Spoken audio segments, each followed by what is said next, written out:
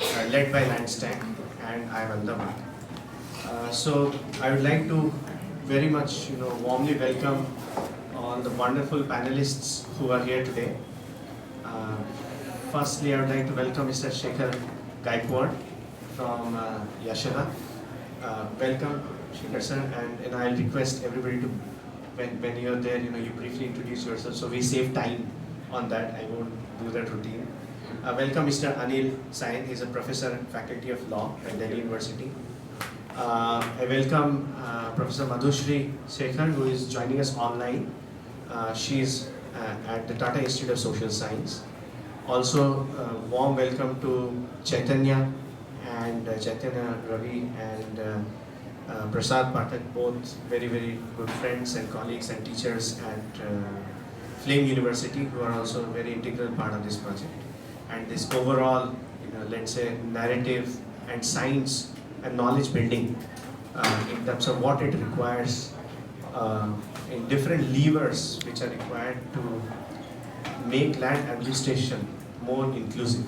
And because we know that it's very much state to state dependent, so the capacity of the states to basically take this forward is very central and critical. So if unless there is an order, I'll just go by the order of what is there in the schedule. So may I then request you, Anilji, to basically make a presentation or give your talk, whatever. Okay, fine. When you talk about this, myself, Dr. Anil Sen, I'm working at Faculty of Law, University of Delhi. Regarding when we talk about the land, it is ever since an integral part attached with us. And that is why when we examine 26 January 1950, the Constitution, we brought it so that the people in India can enjoy their rights connected with the land. The very first year itself, 1950, we got the amendment that too related to the land. The important thing when we look into the understanding, the policymakers, framers, they were thinking the idea that if we have a land, how the revenue generation will become. Looking into the revenue generation itself, each and every state said that it's difficult for understanding and regulating the nexus attached with the land. The states were given a responsibility for revenue generation. When the states were given the responsibility, that is where the question came across, because when we examine Article 1 Constitution of India, it says India, that is Bharat, shall be union of states. We didn't use any other word. The union itself signified that we are somewhere going to be looking into whatever the union will pass as legislation, a policy for the betterment of the people living in the states. There were people who were looking into why we have such analysis of only constitution in India, that we actually come up with a two principle understanding. One, neither we are unitary, neither we are federal, but then how to work up this mechanism. There were Constituent Assembly debates. They were running into 5 or 6 volumes, which actually talked about that why such a structure has been done. So when we talk about land reforms, first we must understand that what is the basic skeleton drawn for us by our forefathers, who thought that this will be the people who will have their own lives under the fundamental rights, right to freedom. Because if you talk about and understand that it was only a legacy of a freedom that led to 15th August 1947. There is no other interpretation to it. So when we examined this particular perspective, they said to meet and achieve the objective of Article 1, the states must be dependent on the union. Now this is where the question comes across, that I am given a land, but my land may be West Bengal, my land may be Goa, my land may be Uttar Pradesh, too much of land, scarcity of people to work during 1947, 1948. Too less of land, but rich in resources, West Bengal. A land which does not give anything outside, but only can be seen as a tourism, does not have tourism in that one. To balance out the interest, The union was only looking into the fiscal regulations. Now, important thing, many a times we have already understood from the experiences during British India that too much of concentration of power shall not be in the interest of the people. Now, I'm not talking about the states or the union. The constitution at that time was thought only the people. So the policies, it becomes an important part that today what we talk about, the people per se are the beneficiary of the land, how to reach out. Now the question comes up, in 2025, the length and life from 15th August 1947 and 26 January 1950, that are the respective years of independence and Republic Day, that what we have achieved, why we're thinking about it, that what is it that land has to do, and why land only, and what do we mean by land per se. There have been states which are given full control of their management with respect to the land. You administer in a manner where the people how they desire. Now the question comes up, many of times the desirability of the people differentiates the opinions of the state governments. How to meet the balances between both the approaches. How to look and examine these particular perspectives. Today also when we examine, sometimes we are happy with the policy which has turned into legislation. Sometimes we are unhappy. But what is the question? Where the question lies? How it examines, how it has to be seen. The question is, the policies when they are forwarded, put into legislation are coming from the voices of the people. So that means somewhere the people have not participated in the policy mechanism, which has now become a mandate. When I say now, it has been ever since a mandate in the democratic setup, because but the awareness came very late. In 1990s only, when we talk about LPG, the awareness came up that we must be participating in that particular aspect. So there are many reforms, whenever we talk about it, that they required from time to time. For example, I'll take with respect to the land, that one experiences of law, that is environment, the association. Many people associate with the tree, that okay fine, more than a sibling you are for me. If you go to Rajasthan and Bishnoi tribe, they are more associated with the deer than their own child family. I'm talking about a biological child, they have more affection towards the deer. So that way when we talk about these particular concepts of environment, Environment Protection Act, as we are aware, came in 1986. Whereas it should have been there ever since, because of right to life in 1950. That is where that has been provided, and also other golden triangle principles that we have. But it came in 1986 after the experience of Bhopal gas tragedy. So that means somewhere we must understand that we are learning from the incidences which are happening. So that way when you talk about other perspectives, that how the land regulations and have been coming up, the policies are there. But the center happens to be little bit apprehensive in determining and looking into any legislation, because the land happens to be a subject of states. So now the voices must come from the states. Land has been also correlated that initially, if I take last example to actually conclude it up, when we go to these monuments, we see, okay fine, this was something existing in 1600, 1400, that means more than 500 years old, but the paint is still there. Anybody who has awareness that, okay fine, why the paint is still there, whereas we get whitewash every year done in every places? Because the paint is actually the produce of an agriculture. You talk about brinjal, you talk about cucumber, you talk about apples, you talk about cereals. That is how they came up with that particular large part thing. of the presentation, and my colleague Prasad Pathak for his inputs in the presentation. So what I'm presenting here is really the combined output of three people rather than one. First slide please. So Inkland project, as Ranjan sir explained, is sort of nested in Landstack Inc. And its main aim is to strengthen India's land administration by enhancing the capacity of a variety of stakeholders. So it's basically a capacity building project. It's been here for a while. And hello, can you hear me? And there are... Can you all hear me? Yeah, we can, but you can ask. Hello? We'll get back to you. Ma'am, Hello, can you hear me? Hello. Yes, ma'am, we can hear you. Hello? Hello. Hello, can you hear me? Yes, ma'am, we can hear you. We were just in the middle of another presentation. Hello. She can't hear.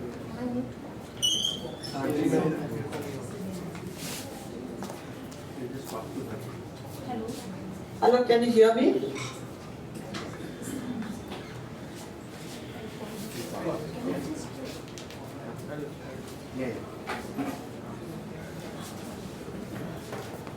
Yeah. Yeah, continue. Okay. Hello. Can you hear me?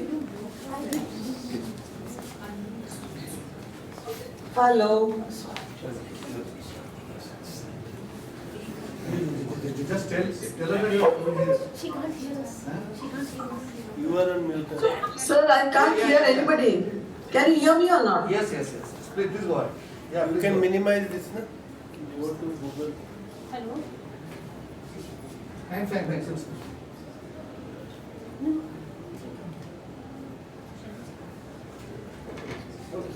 So, yeah, so include as. I can't hear anyone, so I'm not sure if I am audible to everybody.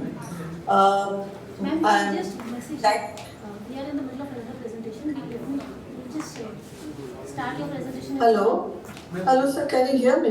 Yeah. Can you hear me, sir? Yeah. You can- I can hear you, but there is some problem here. Right now, Flame is presenting. Maybe you can present after that. Just So we'll call you.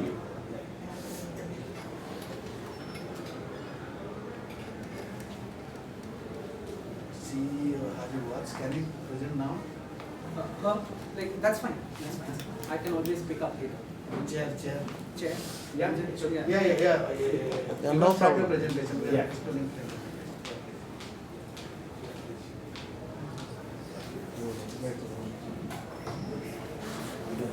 Chaitanya.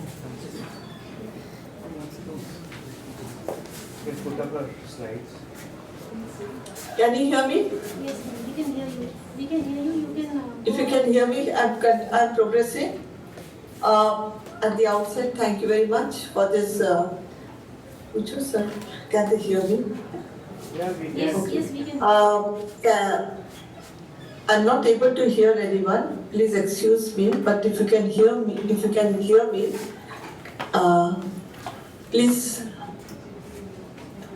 Okay, we can hear. Okay, fine. Then I'm continuing. Okay, I'm continuing. So thank you very much, and I would like to take this opportunity to first thank England Landstat for the opportunity that we have had from Tata Institute of Social Sciences to work on this project. We are now as we move into the project, we are now. This project, which was started by us, the purpose of this study that we did from Tata Institute of Social Sciences was to bridge the institutional, was to build the institutional gap that is in understanding land administration and also to strengthen capacities around land governance and administration. It attempts to. One minute. Can you hear me? Yeah. Can you hear? It's so bad. This is.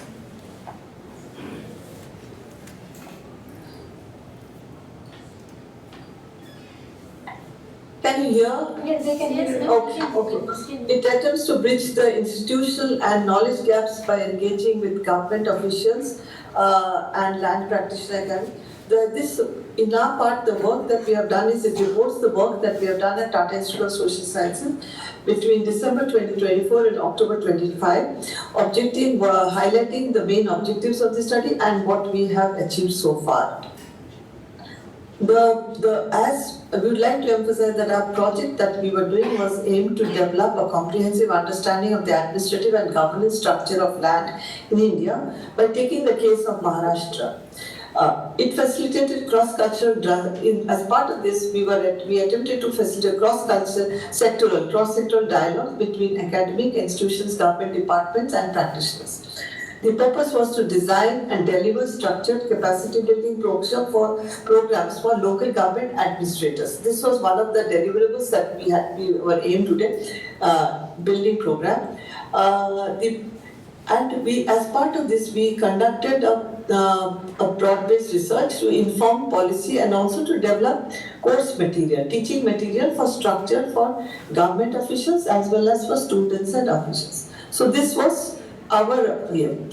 The main objectives that we did, activities we did, was first we conducted roundtable conferences, then we had field visits in the western part of Maharashtra. Western part of our focus was on western parts and here. And we visited two parts of Maharashtra. That was one was close to Mumbai city and one was a little along the western coastline towards the western side towards Goa. As part of this, we have engaged with officials at the subdivisional level and at the Zilla Parishad level, and also government officials to understand the land and the nitty-gritty of land administration. We conducted capacity building workshop for officials as well as developed training modules which we would like, which can become part of the program that once we submit them. We also conducted to finalize a process mapping exercise. A process mapping exercise was done to specifically understand the complexity of land administration, particularly understanding the type of land structures that are there embedded within the land administration side, and to understand what type of processes and how does this process happen between moving forward from from static the types of map and the actual the working maps that we are having with us. So between land administration and development projects that we have. So this was the purpose of this process mapping exercise that we did. And then we are also now working towards a research paper which is on digitization and working on digitization. Beyond digitization is a paper, and the focus is on understanding the need for inclusive land governance in reforming Indian land administration. So that's the focus of the paper this paper is on the final stages, and we will be soon moving towards its publication and submission to England. So, as part of the first activity that we did, it was in December 2020, we identified the key themes that needed to be identified for moving ahead in preparing the teaching modules and also understanding the land. So, constitutional provisions were understood, conflicts surrounding land and property was that, land as a multi-dimensional concept was identified, challenges to land governance and administration were looked into, and complexities and value systems of land and land admin. And finally, the intersector between the biodiversity, climate change, and community engagement in resource governance. These were the themes around which this round table was organized with experts and practitioners to identify what are the thematic priorities that we would, as a project, take into consideration. The field study that we did when we did in Palghar, that's the western part of it.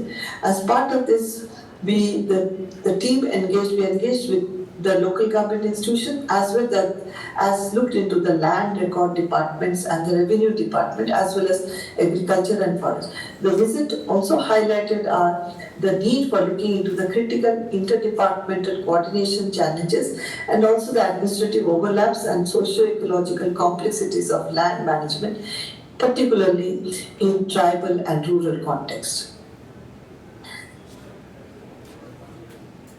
The engagement with the local government focused on collaborative engagement that was held with Zilla Parishads across the western coast to strengthen how institutional partnerships could be strengthened and to ensure representation from various administrations. So we covered the western part of it, looked at Raigad, Ratnagiri, Palghar, Sindhudurg, Thane. These were the blocks, which we covered as part of our movement. The capacity building workshop that we had in April 2020, where we had looked at on land administration and governance. The main topics that was identified were land digitization, formal laws and local governance systems, right-based land policies, tenure, security, landlessness, strengthening administrative skills, and capacity building and partnerships with CSRs. The feedback that we received as part of this was very positive, and it gave us enough insights in developing the training modules that we worked on to for as part of land administration. The training modules that we developed were based on this feedback from the workshops that we did and the field visits and the consultations that we conducted in the 2-day workshop. We identified that the training modules had to be in two forms, two parts. One module would only look into land administration and management, land management question that would target the subdivisional officers, that's SDOs, Tahsildars, the revenue officer, Naib Tahsildars, circle officers, Talatis, and of other revenue departmental officials. Then the other module was for the development management. That is for the targeted, the local government officials, chief COs, deputy COs, block development officials, assistant block officers, and other administrative cadres who were involved in the development along the development side of in the rural. So the development, this was the focus. Our the visit that we did, it was part of the process mapping exercise that we did to understand the institutional fragmentation and the complexities of land administration. This was understood by doing a deep process mapping exercise in partnership with the officials that we did with in the western part of Maharashtra, trying to understand how land acquisition processes are done, what is the institutional role, and the inclusivity in the administrative decision-making process. So the main focus was to capture the practical challenges faced by revenue and departmental development departments. That was the point. One was the revenue and one is the development department. Because what we understood was very often both are looked at in the same lens. And it's very important that the lens is separated. One is the revenue side and one is the development department. So as part of this, we also had a view with the community. What type of community participation and transparency mechanisms need to be understood while talking about land administration and governance. And also the objective was to identify some of the best practices that we saw in interdepartmental coordination as part of this. Interdepartment coordination. So this is what we focused during the visit. What we are now in this process is, we are now finalizing and working towards this finalization of our research, of the paper that we have worked around, which looks at the question of beyond, yes, there's a lot of digitization happening, and digitization of land has happened. We have had the Swamitas coming up, the other types of activity, but in this process, it's very important to understand what are the emerging challenges and how we can go beyond digitization and understand the complexities that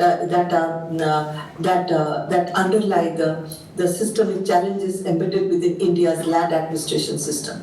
These include, in part of this paper, we also look into that these include not only understanding the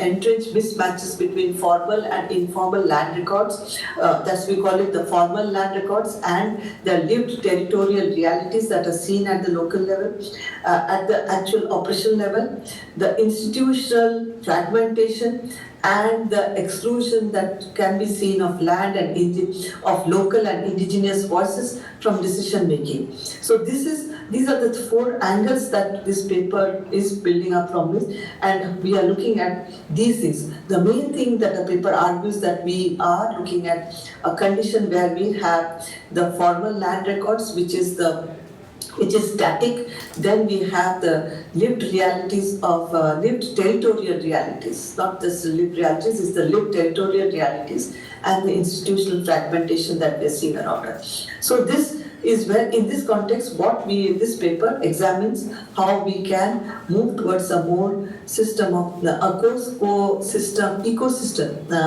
ecosystem approach where we can look at land administration as an interconnected system of institutions, technology and infrastructure and governance across actors. So this is where the feedback is happening based on the paper. The key achievements that we have done so far that I would like to highlight in this one is that we have strengthened the collaboration and partnerships. We acknowledge and we recognize the strong collaboration support that we have received from Landstack and the partnership between TIS, Landstack and the government departments with whom we have worked across. We developed a comprehensive understanding of the administrative and governance dimensions of land in Maharashtra. This we have facilitated a dialogue between academic institutions and the government departments and practitioners. We have designed and delivered a capacity building program for local government administrators, which is with us. We have developed the training module for two training. One is for land administration and is one for development management. We are on the process of working and finalizing the Beyond Digitization research paper, and most importantly, our work with the Landstack has given us the base for building a course. One for a master's program. We have developed a program for a master's student where students do a program on land administration, and second is we have developed a program on land administration and governance in Global South, which we have received from the India Technical and Economic Cooperation Program from the Ministry of External Affairs ITEC program for government officials from Global South. Thank you. So thank you very much. And way forward, we look forward is implementing and executing these training modules, publishing the academic research paper that we have developed, and designing a full-fledged course we have already started it. We would like to design a full-fledged course on the masters for the master's students at this. Thank you. Okay. So thank you very much, Madhushri ma'am. I don't know if you can hear us. Can I stop sharing? Yeah. Thanks. You can actually mute her because she is not being able to hear us. Okay, so thank you very much for giving an update on Stop sharing. Just mute. Can I stop sharing? How do I stop sharing? Yes, stop. Stop sharing? Yes, we can. Mute. Can you hear me? Yes, they can hear. Yeah. Can you just mute? Can you hear me? Just mute. I've shared this with you. Yes.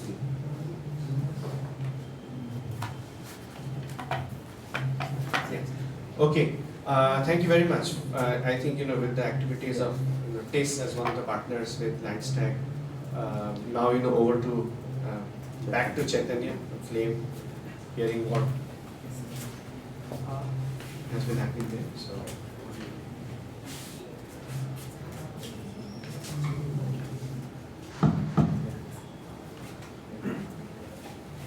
Back to the slides. So I would like to thank Madhushri ma'am for her presentation and for her description of the ecosystemic approach, because that gives me a good sort of contextual background to situate Flame's more sectoral approach to these things. I think that we are much more real estate focused like that, rather than the broader sort of ecosystemic approach. I think we all have a fair idea of what Inkland is by now, and so I'll just proceed with the next slide. So our motivations for joining in Inkland was that we are a sort of a liberal arts school. We are interdisciplinary, we are multidisciplinary in terms of our approach, and we felt that we could make a useful contribution to capacity building across various levels as far as land literacy and land governance is concerned. And we envision building capacity along 3 levels. Fundamental understanding through a MOOC course, which is up on Swayam right now, and my colleague Prasad spoke about it yesterday. And we also plan to do theme-specific academic modules under a land matters course architecture, which I can talk about maybe in the Q&A if there is interest. And the third part which I'll focus on, which was the core of our capacity building exercise, was the executive education program, which was basically sort of mapping professional land-related roles and then developing a targeted, practice-oriented training program. Next slide, please. So our approach is based on certain principles. We are pragmatic, solution-oriented. We would like to think that we are locally relevant and hopefully nationally impactful. We are data-driven and we are evidence-based in terms of how we approach these things. And by evidence-based, I mean we are very receptive to stakeholder inputs, whether it's from the real estate sector or whether it's from experts at Landstack, etc. And we believe in timely knowledge production and dissemination, which is why this executive education course that we've designed is going to be featured for the first time, run for the first time on 28th November. I think it's a 2-day program. Next slide, please. So how do you go from 0 to 1 in terms of having sort of a nascent land research group and then going on to building an executive education program in, let's say, 8 to 9 months of active efforts? We began by observing the real estate sector in Pune and the dynamism that was going on there. And we noticed very rapid growth in that sector, and we were wondering as to whether how that would translate in terms of land acquisition, property registration, etc. So part of this began with our very broad sort of observations of the sector itself. Next slide. And then we went from the broad to the narrow in terms of doing 3 things: expert interviews with the professionals from the land acquisition and business development sector, and also academicians from planning institutions. We surveyed 30 young professionals from the architecture, planning, project management and construction backgrounds. And then we also organized a 1-day workshop which brought together experts from real estate, law, planning and government institutions. Next slide. So it was a 3-pronged approach. And before I proceed with explaining that, we also did sort of a mapping of what already existed. So we observed the sector, but we also tried to map the various sort of land education focused executive programs that existed.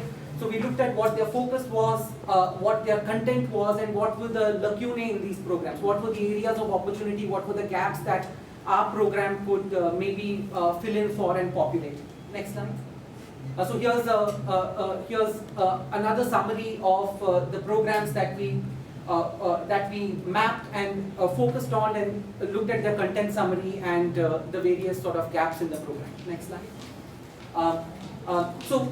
Back to the 3-pronged approach that I spoke about earlier. So these were the insights from the interviews. We learned that for business development roles, there was a real need for knowledge as far as land valuation, legal risks, regulatory frameworks, and access to real-time market information.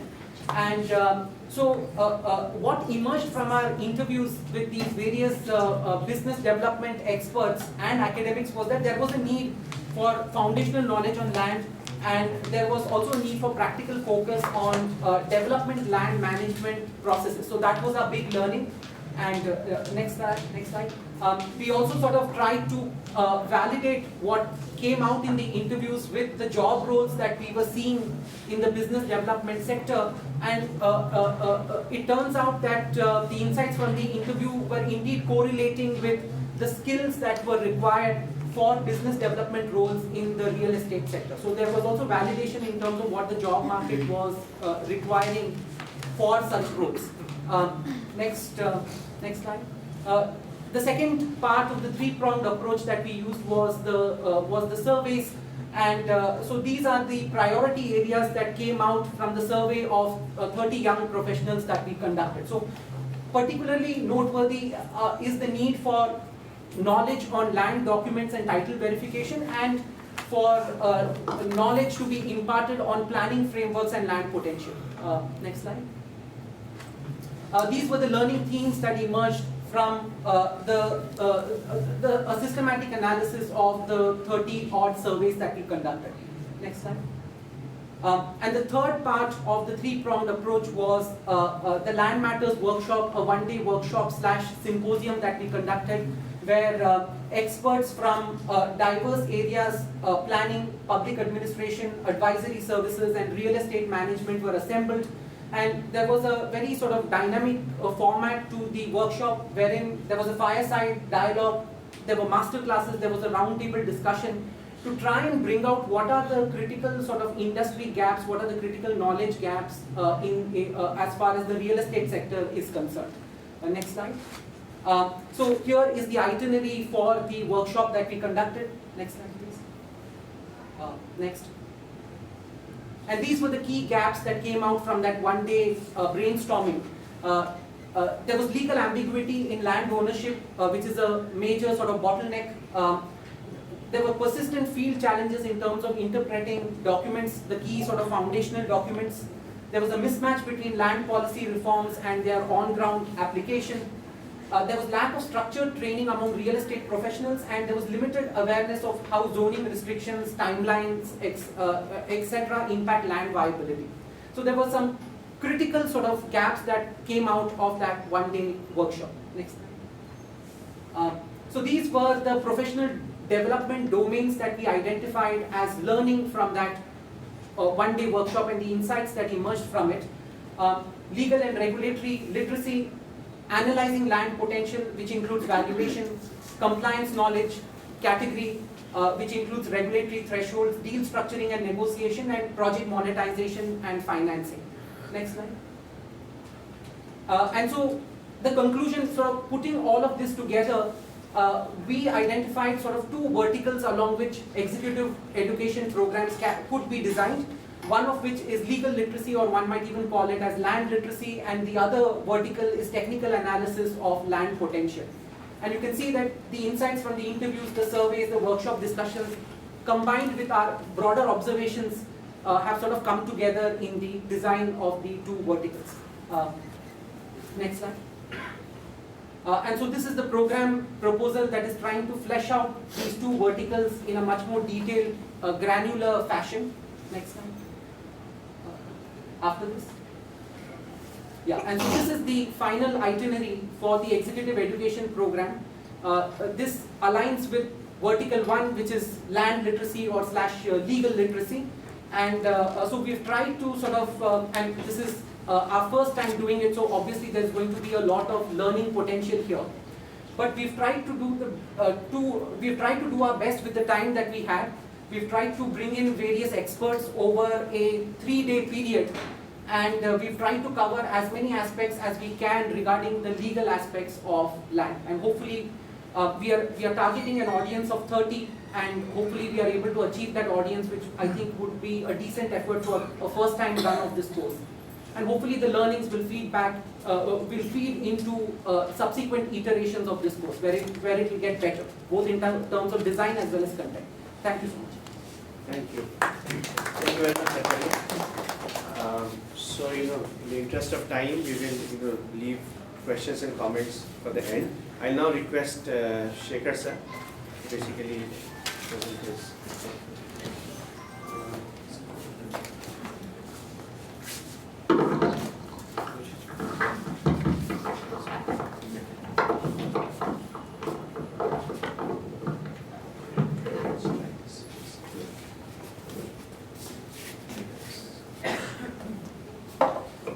Luckily, I worked in both the areas of legal literacy as well as technical problems related to land issues. Audible? Yes. About land literacy, almost 15 of my books are related to land literacy, educating farmers on very small land issues. And being in revenue administration for more than 37 years, I've been dealing with most of the tenural and other issues of land, complexities of land. Let me tell you one or two simple examples. Now somebody was talking about community lands and grazing lands, right? It has almost lost relevance in western part of Maharashtra because no animals are there with the farmers, right? So that is how the field of land is getting changed every day. And let me quote you another example. One person from Mumbai bought a land. He wanted to set up one hotel. So he he got hold of some agent, and the only requirement he told was, I want you know, land facing national highway, and it should have at least at the adjoining to national highway, I want a width of say 400 meters. The moment he bought the land, 11 acres of that, he spent more than 2 crores on this. Immediately government announced 4-laning of that highway. So half of his land went into land acquisition, and rest of the land became unviable for any construction. So I personally feel from my experience that illiterate person or farmers are more literate than the most educated kind of people as far as land is concerned. So that has been my experience so far, and therefore the entire complexity of land to be brought into a curriculum or a course is a difficult task. What I would suggest, my only suggestion would be, for all the sessions we have planned, we should discuss about some cases. Some caselets are to be discussed, because those will give very practical approach to each of the sessions that you have planned. Secondly, beyond digitization, definitely yes. In fact, there is no research paper as to whether the land reforms, agrarian reforms have helped the society, or we have been dragged, behind because of these reforms. Nobody knows that. I personally, at personal level, I tried to search some data about this, but the data is not available. We need some empirical studies. For example, a landowner, a biggest landowner in 1950s, who lost his entire land of say 1,000 acres to land tenancy.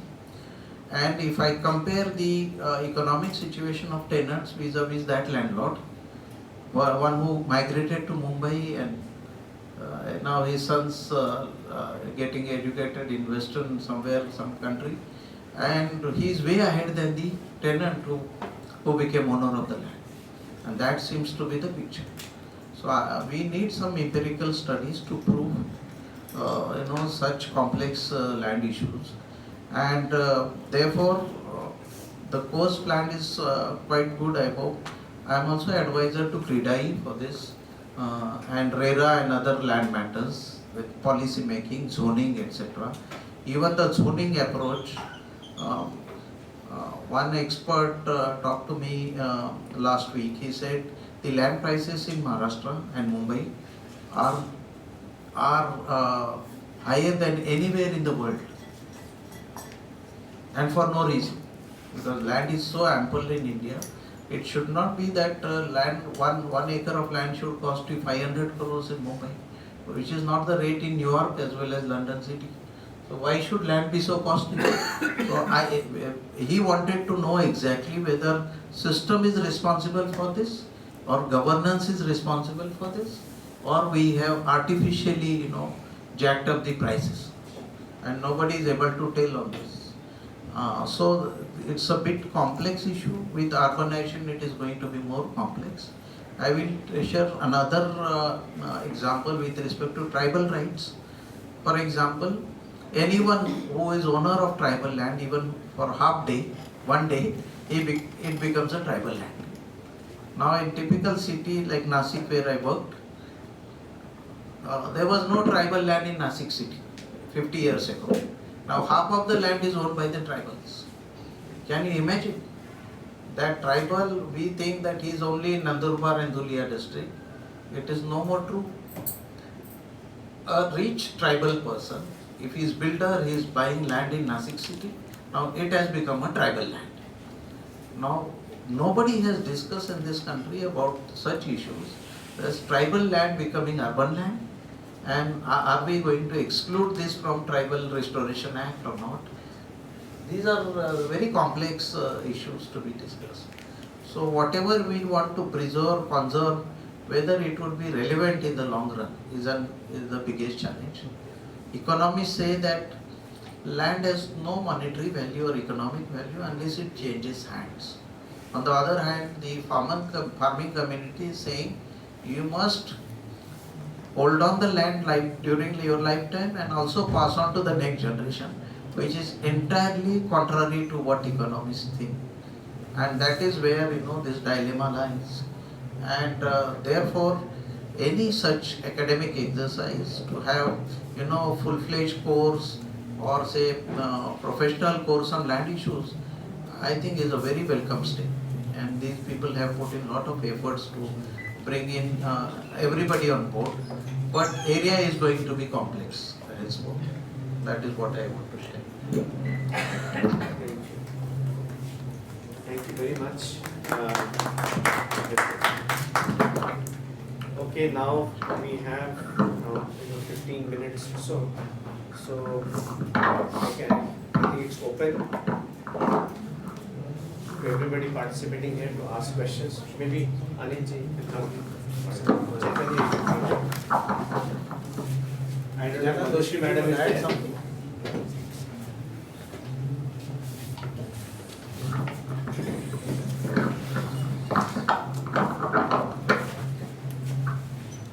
Okay, so questions or comments?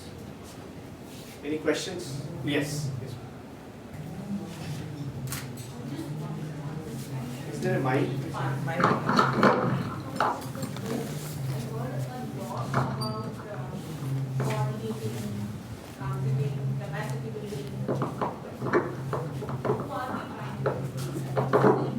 About the government officials and the stakeholders who are involved, or is it through capacity building of a general ecosystem which learns to appreciate or evaluate land better or on more sound principles? I really didn't get that flavor part of it at all.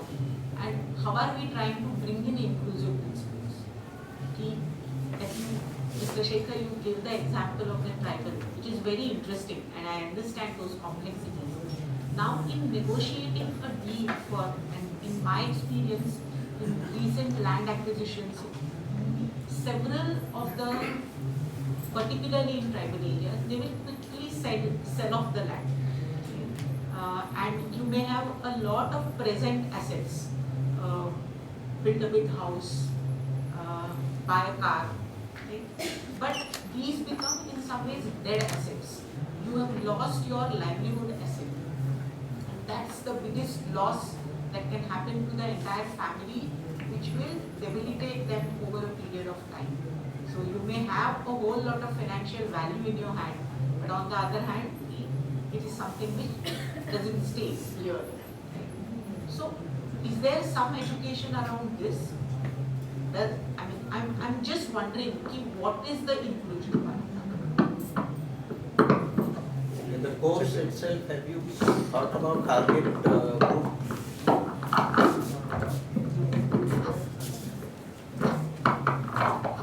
Maybe we want to check it.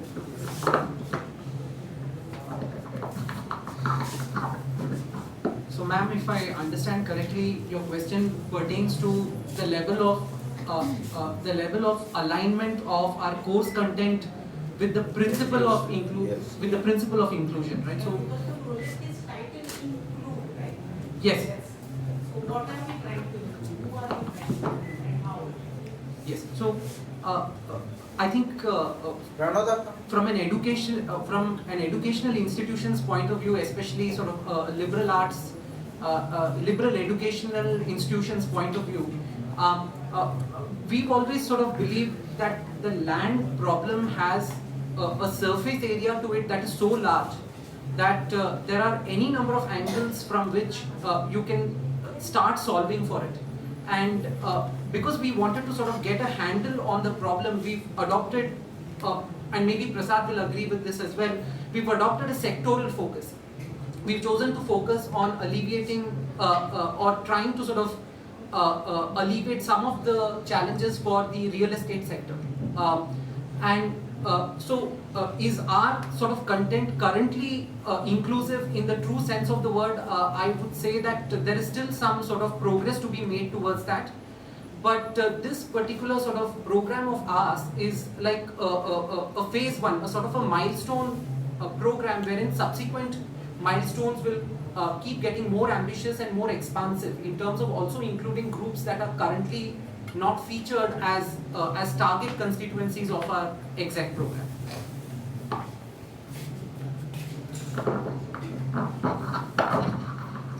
I think I will request Pranav basically also try to explain.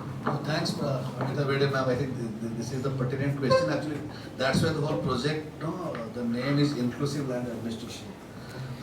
Yeah, are you able to hear me? Yeah. So I think what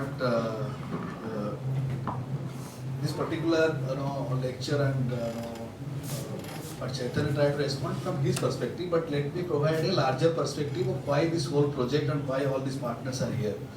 So this is a project where, as you know, two state governments institutions, Yashoda and HIPAA, as well as 4 academic institutions, TISS Mumbai, IIM Ahmedabad, Flame University, and Delhi Faculty of Law are there. So this is an aspiration to see how the digital land administration, which is more looking toward efficiency, transparency and scaling up, is also inclusive. And inclusive in 2 senses, just to summarize. One is inclusion of citizen and all marginalized cohorts, women, like how to set in women when we digitize, whether gender columns should be added in land record, how you report women, how you look at Dalit, marginalized communities, tribal. So one is that how land administration is during the process of survey, resurvey, recording, registration, mutation, as well as access to services is more accessible, more included for the citizen. That is one part. Second, it is also inclusive in a way all sectoral actors are concerned. If you look at the sectoral actors like real estate, so there are many people in the urban society, they also want good house. They want also regime mortgage. They also want the lesser challenges. But that is not also happening because of there are certain issues in administration. So how we educate, because what has happened so far, land administration, as Sekhar sir was telling, initially it was a reform agenda, then post 90 it has been a land record reform agenda. So agenda has been more around efficiency, transparency, improving administration, but somehow this earlier reform and present reform has not been connected to each other. So the idea here is that this is a bigger aspiration, but the tools are limited. We are just looking at capacity building as an approach addressing. For example, we had a capacity building IIM Ahmedabad where we invited district collectors, with Yashoda we did that, and also different registers officials and tahsildars others, where we discuss about the same thing. Why human land right is important when you talk about land and why common land is important. So I think these are the things need to be discussed, as Mr. Sudhanshu was telling yesterday, in the land discourses. So that is the whole idea. It is a bit ambitious, I believe, but I think step by step.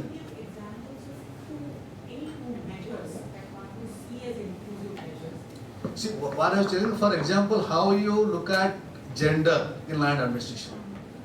So gender can be looked in different way. One is, I was telling, right now from DILRP data set you cannot say how many women own the land, but you just add a gender column so that you can segregate.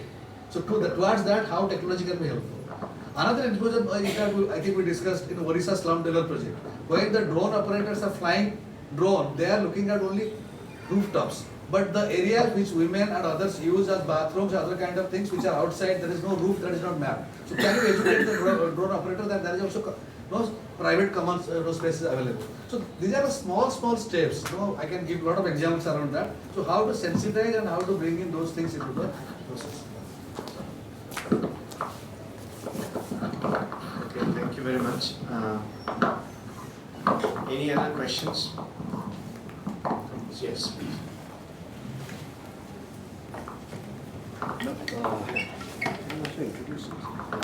My name is Girish Rao. I am from COE Yashoda. I am a land record expert in the Yashoda, along with Shekhar sir. And my question is, it's a very good approach to the land literacy. That whatever I heard here, I have spent 32 years in land administration as a deputy director, and now a lot of cases we have faced.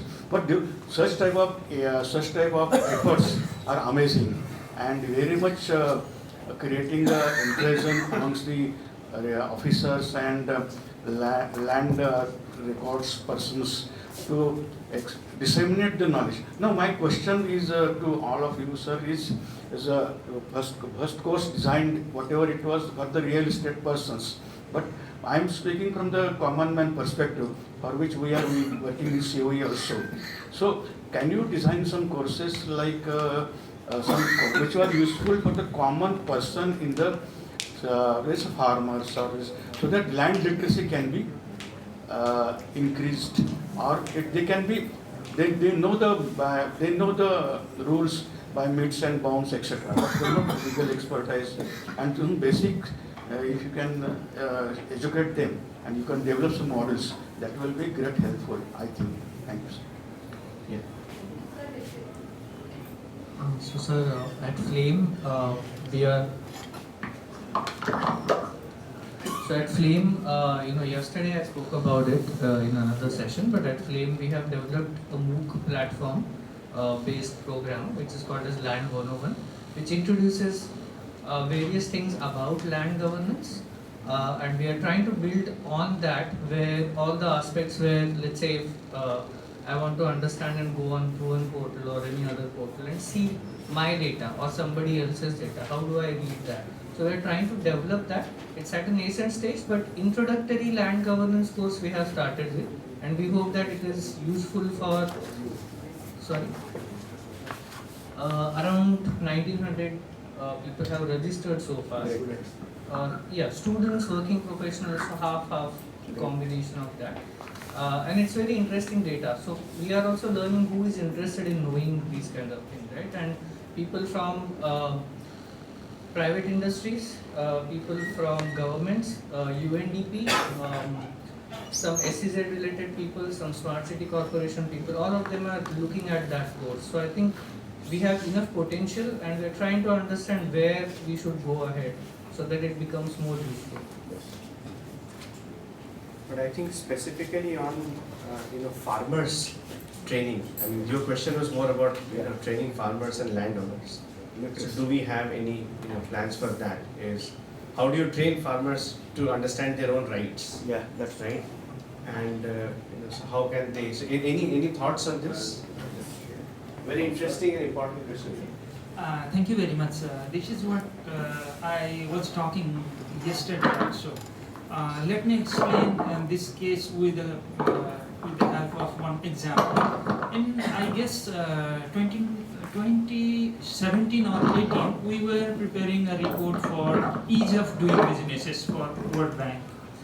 What we see there, there are the court cases pending in the court. Those are about 40 to 45% court cases. Those are related to land. Just simple issues. And one case needs around 3 years to litigate in district levels. So we try to identify what is the cases there, why these cases are taking so long, and why there are so many numbers of cases on the court. When we investigate the nature of these disputes that is registered in the courts, we find very simple land-related issues, and most of the sufferers are the women, as Madam was telling about the land issues with women. So what we did then, we tried to identify the nature of those cases and what, as a land institution or land education training related institutions, we try to develop 3 different kind of courses. One for the common man, as you mentioned, to link with the community. If we had properly teach the community about their rights, especially the land rights for women, land rights regarding the inheritance, land right regarding to transfer of land, the deed, and so on. If the community was discussed or they are made aware regarding the simple land related right, those court cases will never be registered in the court. So we try to make a land literacy program, especially for the communities. And the second entry point for this kind of case is the local level. We have this judicial committee in local government that deals with these kind of simple disputes. But these local governments and local government representative responsible for litigation of these cases, land-related cases, especially land-related case, nobody is much aware. Nobody knows what is land, what is the land rights, what are the special land rights for women. So nobody knows. So we developed some courses for the local government. And at the same time, Professor Chaitanya was talking about the executive course. So we designed the third curriculum for district level judges regarding the land rights and the basic phenomena, basic ecosystems and fundamentals of land and cadastral land records, registration and so on. So we are simultaneously dealing with three different types of courses to deal with only one problem, that is the court cases, how to litigate, how to reduce these cases, land-related cases in the courts. But at the same time, we are working with the school students in high school, school kids, at least to get them aware about the land and land-related issues, and very simple cases, how to pay land taxes, for how to see the land boundaries in a map. So these kind of courses, one-day courses in the schools. So that is what we are doing. Thank you. That's wonderful. That's very good and something substantial and maybe for us also to consider as we move forward, I think. Yes. Thank you for sharing it. Just As we call HBS, and we are also Experience of around 4-5 years or more than that. A small course for regarding land literacy.